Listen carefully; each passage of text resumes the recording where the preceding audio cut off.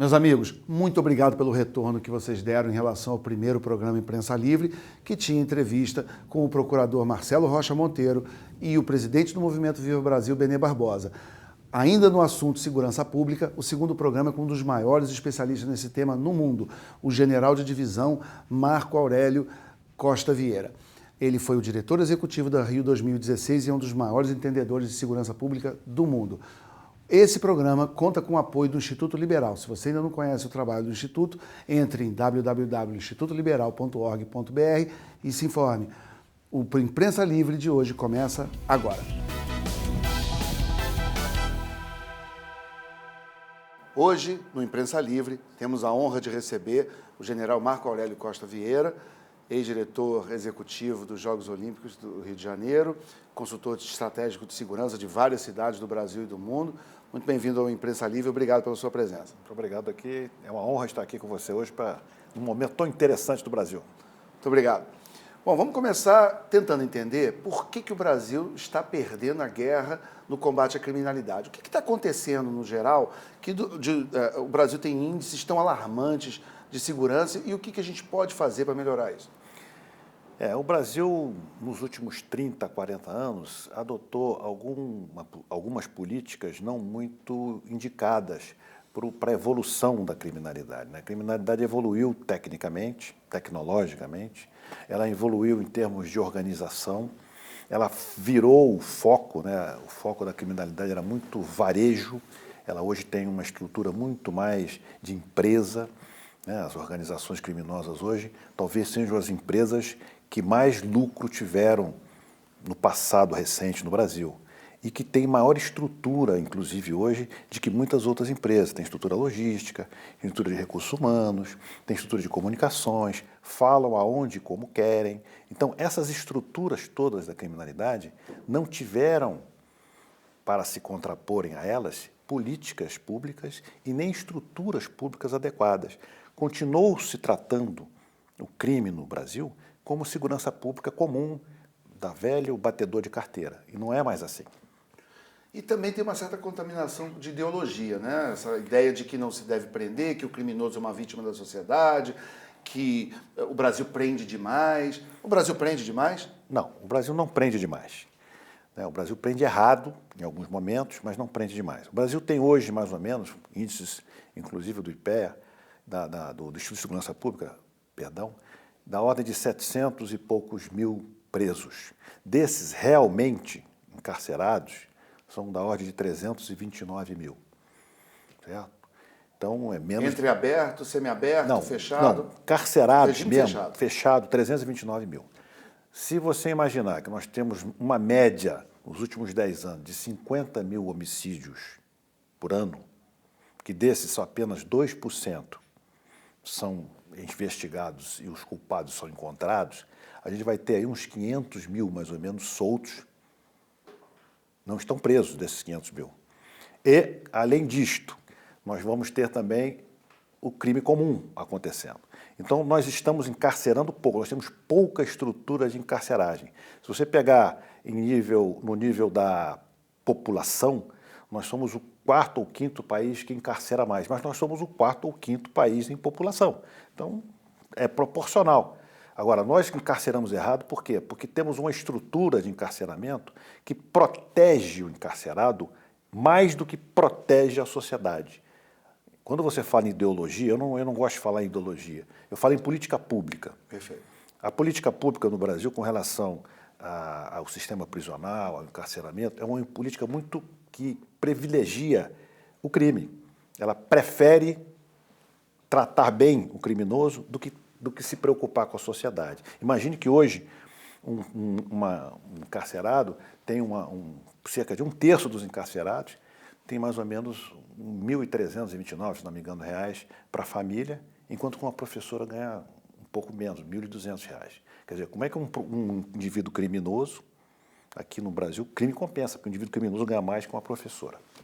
A família recebe mais dinheiro que uma professora.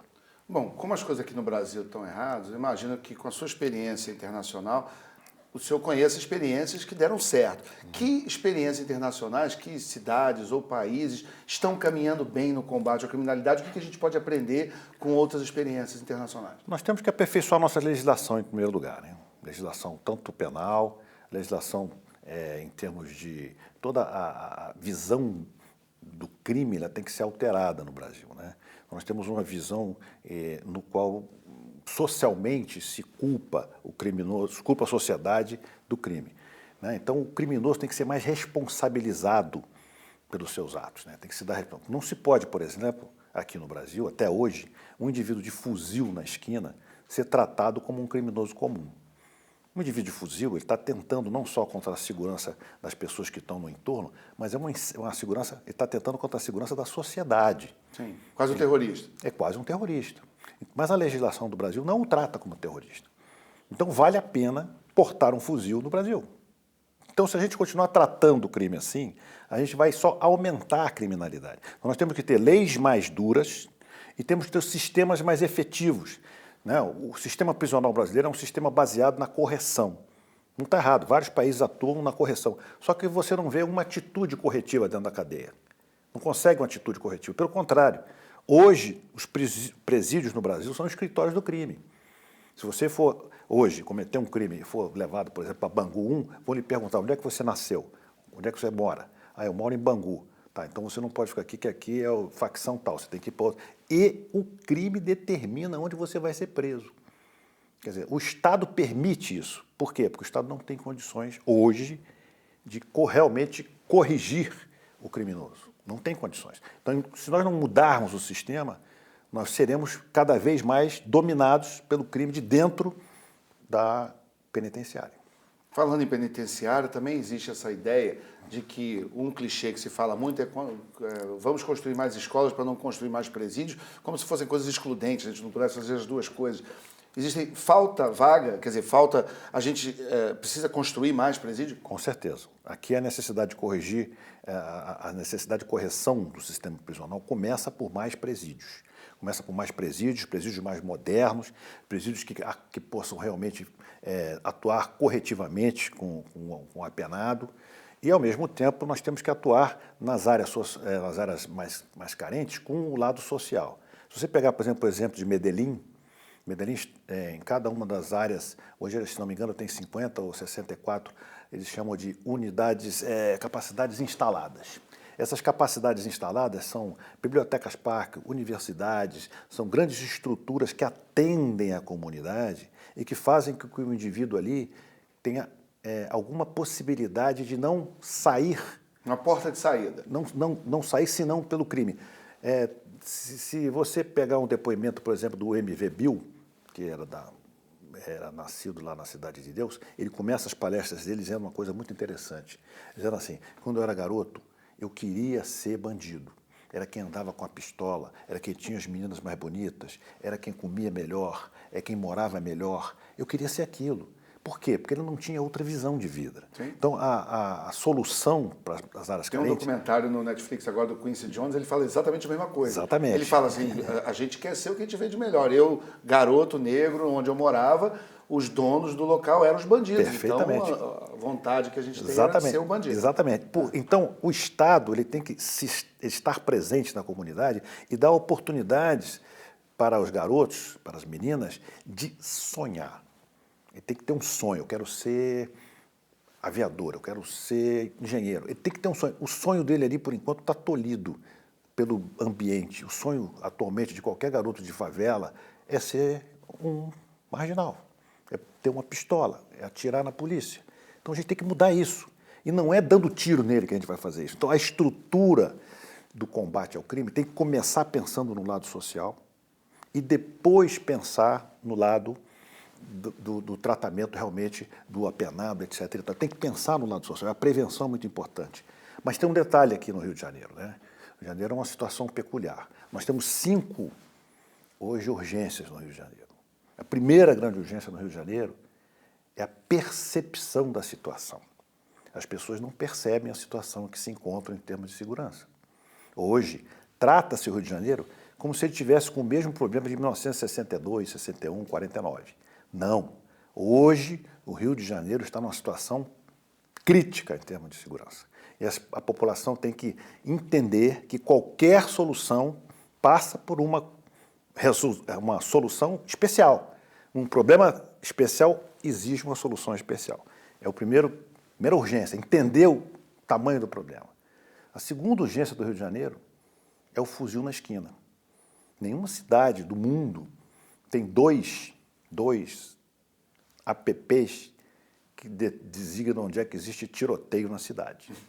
Só no Rio de Janeiro, meu amigo. Você desce, tem tiro certo e onde tem tiroteio. Bota aí que você vai saber onde é que está comendo o tiro. O que é isso? E a gente acha isso normal.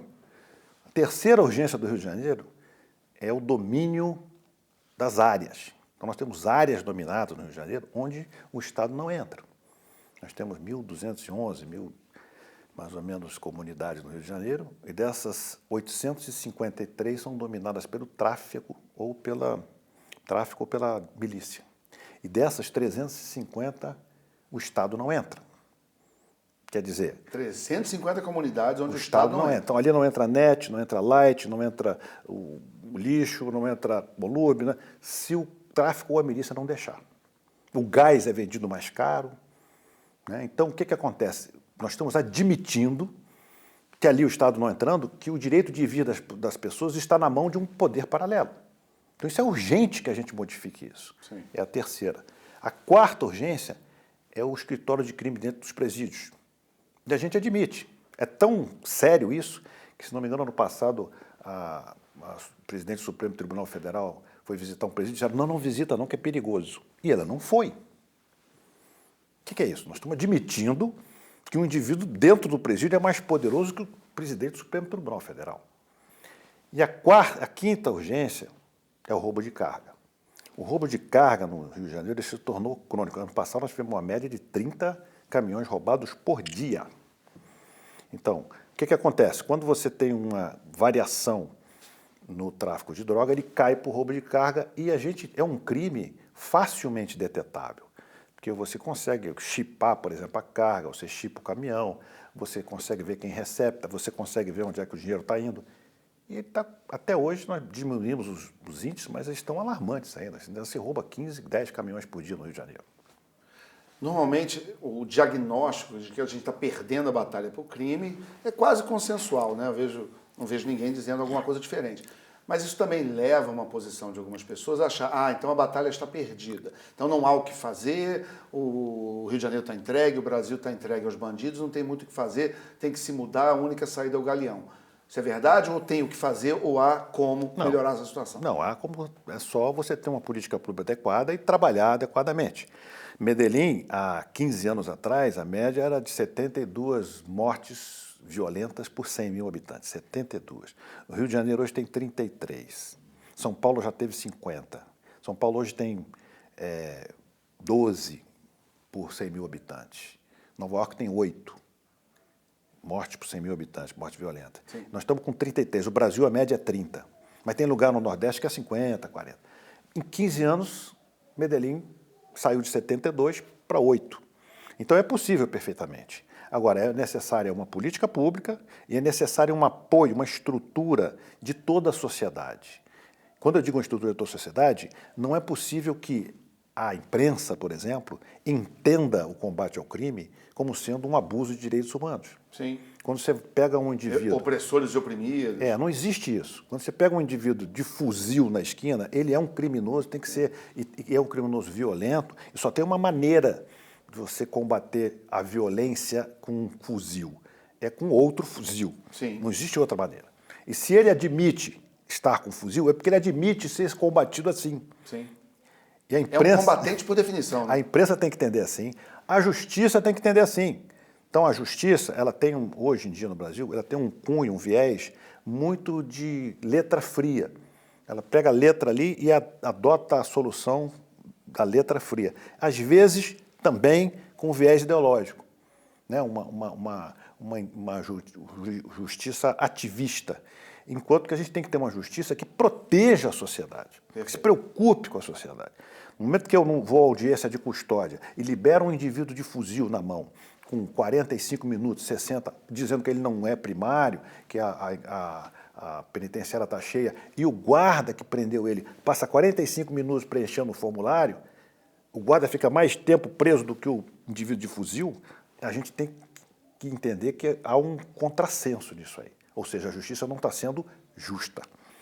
Quando a gente escuta um general de divisão com tanto preparo e tanto conhecimento técnico na área, e por outro lado uma parte aí da imprensa ou até de políticos querendo tirar as Forças Armadas e os militares da atuação na formulação de políticas públicas e no combate à criminalidade, queria entender a sua visão sobre o papel das Forças Armadas ou de técnicos oriundos das Forças Armadas no auxílio ao Estado para o combate ao crime. As Forças Armadas, como qualquer outra grande instituição, tem função específica constitucional, né? Então, está lá no artigo 142. Forças Armadas constituídas pelo Exército, Marinha, Aeronáutica, destinam-se à defesa da pátria. E depois, ali embaixo, mais um pouquinho, no seguinte tem, e a defesa dos poderes constitucionais, quando um dos poderes assim o solicitar e para a garantia da lei e da ordem. Daí vem o termo GLO, né? Artigo 142. No artigo 144, está escrito assim, a segurança pública, dever do Estado, responsabilidade de todos.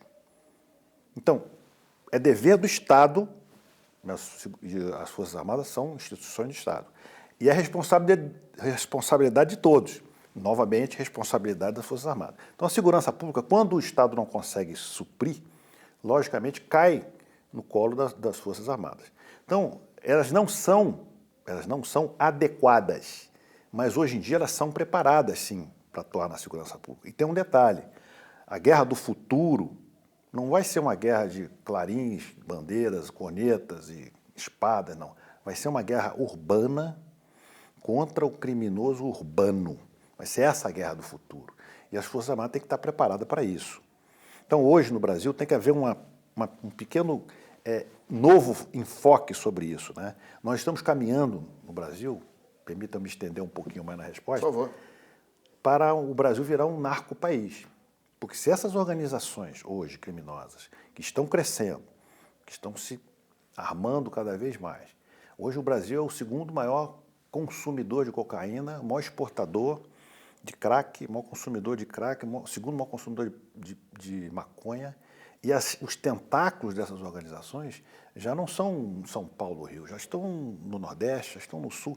Todas as capitais do Brasil têm organizações próprias, criminosas, todas fazem coligação com as dos grandes centros e todas têm tentáculos internacionais. Então, quando a gente fez a Constituição de 1988, a gente fez um aspecto de defesa, um aspecto de segurança pública, mas tem um miolo aqui que lá nos Estados Unidos chama de Homeland Security, que é a segurança interna, por medo, os constituintes, com medo da ditadura, os constituintes aboliram isso. E aí a gente virou um Estado que não tem quem cuide aqui do meio da segurança, que é a segurança interna. Como é que a gente trata o inimigo interno, né? Aquele que vem, o colombiano, o americano, o indiano, que vem aqui, o terrorista estrangeiro. Esse não é segurança pública e não é defesa. O que é? Então, este miolo aqui a gente precisa resolver. O crime internacional, o crime transnacional, tem que ter um atendimento especial e nós não temos. Então, tem que haver uma adequação não só da legislação, como uma adequação do entendimento do que vem a ser segurança pública no Brasil. Perfeito.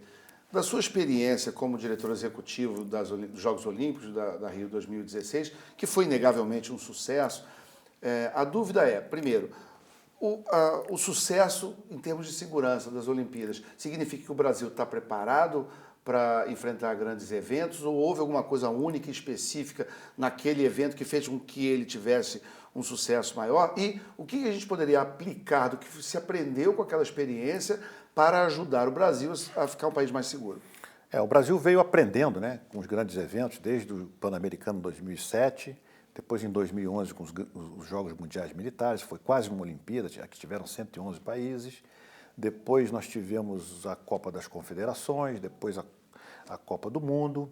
e aí os Jogos Olímpicos. Então, esse crescente aí, em termos de grandes eventos, deu para as forças de segurança pública, os órgãos de segurança pública, uma experiência muito grande, inclusive de trabalhar coordenadamente. E estabeleceram-se aqui também alguns centros de comando e controle, 12 na época da Copa do Mundo, e toda essa estrutura, e mais a tecnologia, e mais o aprendizado do trato da segurança durante os grandes eventos, fez realmente com que nós tivéssemos um upgrade aqui em termos de segurança pública, em termos de trabalho de segurança coordenada, né? Esse ensinamento, eu diria, que hoje ele está vivo no Brasil, a gente tem essa tecnologia, esse know-how, essa expertise aqui no Brasil, em quase todos os estados, em quase todas as polícias. O que falta para a gente hoje é realmente fazer um sistema integrar, né? O sistema se integrar. Então, precisamos que integrar esse sistema, cada um trabalha por conta própria, nós temos 20... O conceito de força-tarefa. Não, um conceito de integração de segurança pública. Então, um sistema único de segurança pública, que já foi alardeado aí pelos ministérios e tal, mas que realmente nunca se efetivou. Ou seja, se eu pegar o computador aqui hoje, quiser saber qual é o bandido que está aqui do Rio de Janeiro que está atuando no Ceará, eu não tenho, porque meu sistema não fala com o sistema do Ceará. Perfeito. Teria que haver uma mesma plataforma com todos os dados e você acessaria de qualquer lugar do Brasil. Isso é um sistema de segurança. Estou sendo bem primário, mas é mais ou menos isso. Tá? Então, nós não temos... Como a imagem que a gente tem do FBI, por exemplo. Não temos um sistema único. Né? Por exemplo, nenhum Detran fala com outro Detran. Né? Se eu quiser hoje aqui pegar todas as placas do Rio de Janeiro e conferir com as placas de São Paulo, eu não consigo, porque não tem sistema integrado. Tá? Embora exista um Denatran, não existe um sistema integrado. Então, a gente tem que integrar tudo isso e começar a apostar mais, investir mais na tecnologia, porque a tecnologia está disparando. Hoje eu sou capaz de pegar, por exemplo, um motorista de caminhão lá em São Paulo, com a DANF, né, que é o documento dele de fiscalização, e eu posso segui-lo de São Paulo até onde ele descarregar a carga dele, sem ele saber, com câmeras. Eu acompanho o caminhão, eu acompanho a velocidade, eu acompanho o peso do caminhão, eu acompanho o peso da carga, eu acompanho se o motorista é o mesmo. Eu faço tudo, se eu quiser, como os americanos fazem. Nós temos essa tecnologia, nós temos isso disponível no Brasil e não usamos. Por quê? Porque o Estado não quer investir nisso. O Estado não faz isso. Mas quando o senhor diz, temos aonde? Tem equipamentos comprados e subutilizados? Temos alguns equipamentos comprados e subutilizados, né? E temos alguns equipamentos possíveis de serem comprados e não são comprados porque não há interesse em se comprar. Mas alguma coisa ficou dos Jogos Olímpicos? Alguma coisa ficou. Por exemplo, nós tivemos alguns caminhões aí de comando e controle que foram comprados e hoje estão subutilizados aí no Centro de Comando e Controle do Rio de Janeiro. Então, vários equipamentos, né? Tivemos equipamentos, por exemplo, doados pela Cisco, que não foram aproveitados pelo Rio de Janeiro, foram para São Paulo. Tivemos vários equipamentos, tivemos câmeras, por exemplo, compradas que hoje estão quebradas. O Rio de Janeiro, por exemplo, é uma cidade das grandes cidades do mundo com menos câmeras no sistema de comando e controle que existe aqui. Acho que aqui não existe funcionando, não deve existir 200 câmeras funcionando. Para você ter uma ideia, Londres tem 1,5 milhão. Né? A China tem 55 milhões de câmeras. Quer dizer, onde você vai, você é acompanhado, você tem uma facilidade. Por que não acharam o criminoso da Marielle até hoje? Porque não havia câmera. Ou as câmeras que existiam eram poucas. Então, o sistema hoje, por exemplo, é possível você, com um sistema de reconhecimento facial, você dominar de tal forma o terreno, o deslocamento, que você vai ter, por exemplo, que obrigar o bandido a não sair de casa. Porque se ele sair, ele é reconhecido e preso sem um tiro.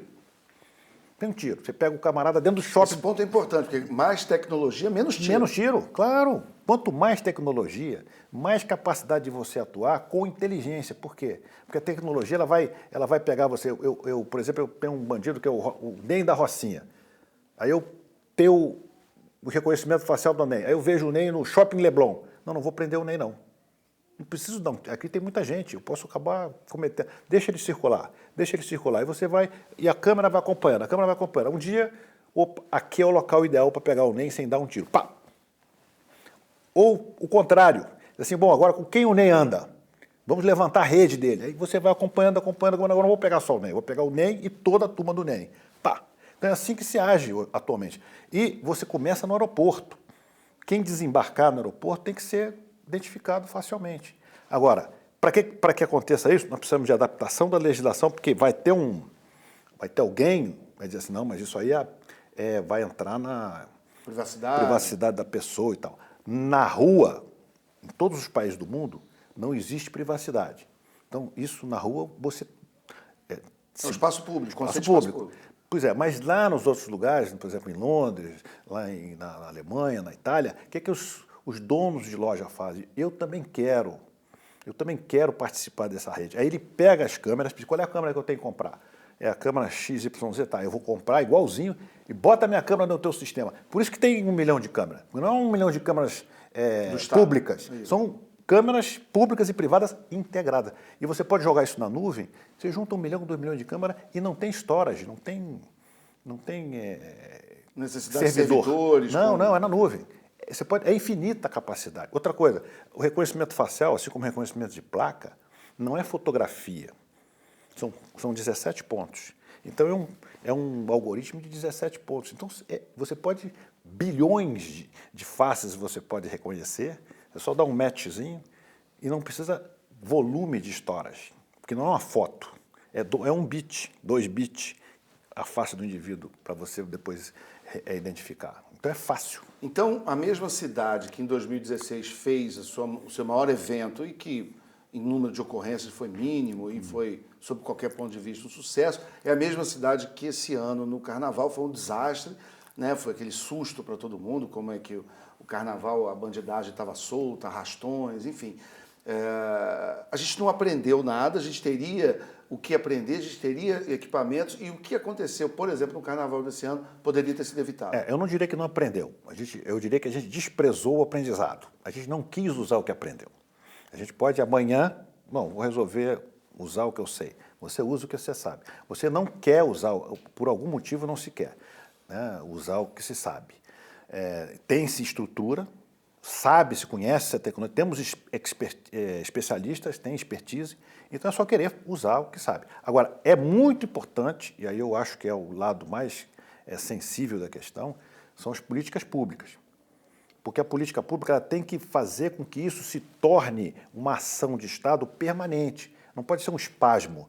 Por que a Olimpíada deu certo? Porque foi uma solução ali imediata, não foi uma política. Então nós temos que ter uma política que dê continuidade a essas ações, de forma que você tenha no tempo não só uma quantidade de informações que te possibilite ter inteligência preditiva, mas também como você possa evoluir com o aprendizado. A própria tecnologia vai te auxiliando na evolução tecnológica e você vai desenvolvendo a sua própria tecnologia. Por exemplo, o Rio de Janeiro é um lugar que tem que ter uma tecnologia própria de atuação policial, né? Por que em São Paulo só tem uma facção criminosa? Porque o São Paulo é plano. E aqui não. Eu sempre faço um desafio para quem quiser, né? Entrega uma carta na Rocinha. Eu vou te dar o endereço aqui, você vai lá entregar uma carta na Rocinha. Você vai levar para entregar a carta na Rocinha uns 4, 5 horas e não vai entregar. Agora pega um policial e diz assim, olha, você junta uns 4 camaradas, uns 5 aí, e você vai lá na Rocinha, lá nesse endereço aqui, que o cara não entregou a carta, e você vai cumprir um mandado de prisão. E o juiz disse o seguinte, não é um mandado comum, não, um mandato não pode ir na casa, você tem o endereço do camarada. E o cara não consegue prender, porque não tem endereço, não tem rua, não tem... Você não conhece achar. E até hoje a justiça trata como se uma casa com endereço na Rocinha fosse igual a casa no Leblon. Bom, a gente, para encerrar, nós estamos vivendo esse clima polarizado político no país, de um segundo turno quente, com 2 propostas tão díspares e tão distantes em termos de, não só de projeto de país, mas especificamente na área da segurança pública e do combate à criminalidade.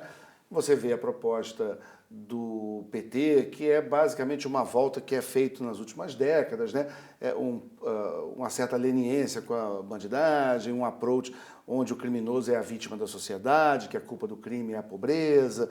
E você tem, nas propostas do candidato Jair Bolsonaro, que ainda não assumiu, mas e nenhum cargo executivo, então a gente pode apenas inferir como é que seria o governo Bolsonaro em termos de segurança pública e também do que a gente vê no programa de governo dele. Mas dentro desses 2 approaches, sem querer entrar numa discussão mais político-partidária, mas há nitidamente uma diferença nas 2 propostas. Nós podemos, a partir do segundo turno, entender que o eleitor também está escolhendo duas visões totalmente de segurança para a gestão da segurança do país e com resultados esperados muito diferentes? Eu tenho certeza que o eleitor está enxergando isso, né? A gente vem de um sistema que se deteriora a partir de uns 20, 25 anos para trás, o sistema só se deteriorou. Os índices eles aumentaram em termos de violência até hoje. Então, não é falácia, é número. A gente tem um sistema de segurança falido. Então, a tentativa de mudar esse tipo de política é uma tentativa de um candidato novo. Se nós mantivermos um candidato afeito às mesmas práticas anteriores, não há perspectiva de mudança. Ou seja, é apostar no mesmo.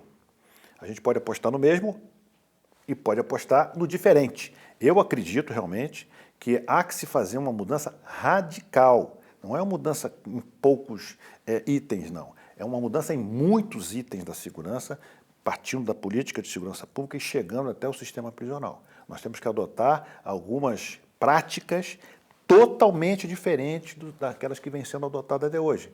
Não são medidas restritivas aos direitos humanos, não são medidas restritivas à liberdade, não. São medidas racionais para que o crime não seja compensador, para que o criminoso não se sinta com mais poder do que aquele da sociedade, né? Então, para isso acontecer, há que se ter, inclusive, uma mudança na mentalidade do trato do crime, na própria justiça, com a colaboração da imprensa e com um entendimento da sociedade que só se muda mudando, não se muda adotando as mesmas práticas que já vêm sendo adotadas. Perfeito.